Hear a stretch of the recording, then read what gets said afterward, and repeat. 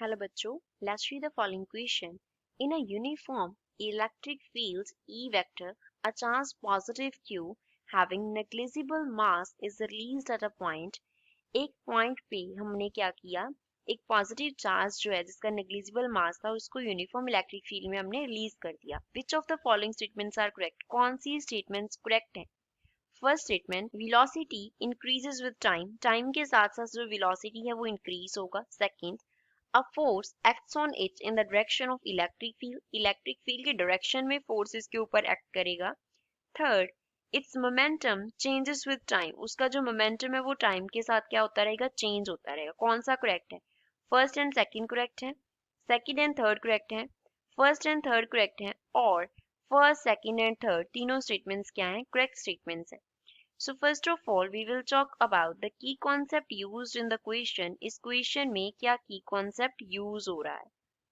तो क्वेश्चन में electric field हमारे पास जिसमें है उसमें हमने चार्ज को क्या किया है, रिलीज कर दिया. तो यहाँ पे हम एक तो इक्वेशन ऑफ मोशन यूज करेंगे, इक्वेशन ऑफ मोशन यूज करेंगे, that we will use as v is equals to u plus at, ये यूज करेंगे. v जो है वो रिप्रेजेंट करता है फाइनल वेलोसिटी को, फाइनल वेलोसिटी को. u here represents the initial velocity, जिसके साथ हमने चार्ज को रिलीज किया वो इनिशियल वेलोसिटी कितना था. a यहाँ पे रिप्रेजेंट करता है हमारे पास एक्सेलेरेशन को. a क्या है? a here is acceleration of the charge and t जो है वो रिप्रेजेंट कर रहा है टाइम को. सेकेंड, ये हम इसमें फर्स्ट अप्लाई करेंगे. सेकेंड हम इस पे जो यूज करेंगे that will B relation of acceleration with force.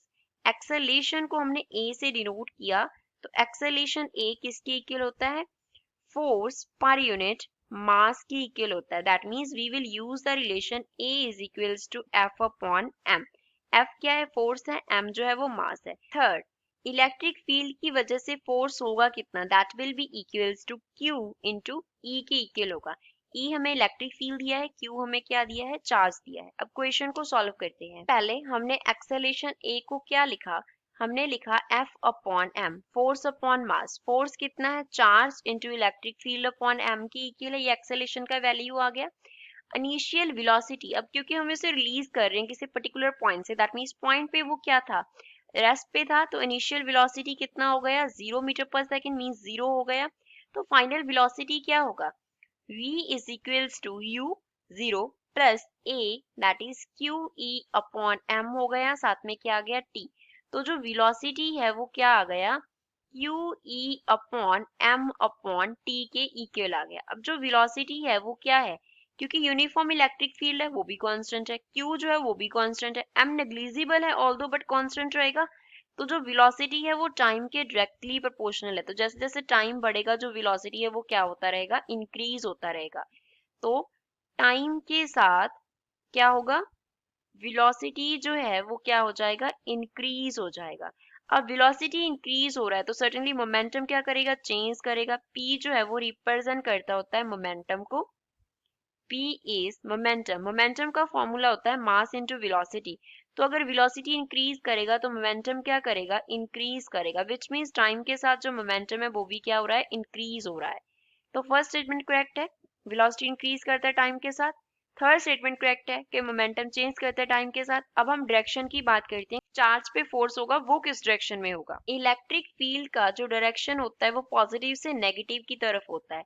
Electric field का जो डायरेक्शन होता है वो किस तरफ होता है, from the positive charge to negative charge होता है, पॉजिटिव टू नेगेटिव. तो एक तरफ हम पॉजिटिव चार्ज बना लेते हैं ऐसे, ये पॉजिटिव चार्जेस हो गए, ये क्या बना लिया हमने, नेगेटिव चार्जेस बना लिए. तो इलेक्ट्रिक फील्ड का जो डायरेक्शन होगा वो इस तरह होगा, इस तरीके से इस तरफ होगा. अब इसमें हमने पॉजिटिव चार्ज रिलीज किया है, जो हमें क्यू दिया गया है उसके आगे पॉजिटिव सिंबल का मीन्स है कि पॉजिटिव चार्ज हमने रिलीज किया है. तो जब हम पॉजिटिव चार्ज को सपोज हमने इस पॉइंट से रिलीज किया तो नेगेटिव उसको क्या करेगा, अट्रैक्ट करेगा, पॉजिटिव उसको क्या करेगा, रिपेल करेगा, क्योंकि सेम चार्जेस रिपेल करते हैं, अनलाइक चार्जेस क्या करते हैं, अट्रैक्ट करते हैं. तो जो फोर्स लग रहा है वो किस डायरेक्शन में लग रहा है, इस डायरेक्शन में लग रहा है. और इसी डायरेक्शन में क्या है हमारा इलेक्ट्रिक फील्ड है ई।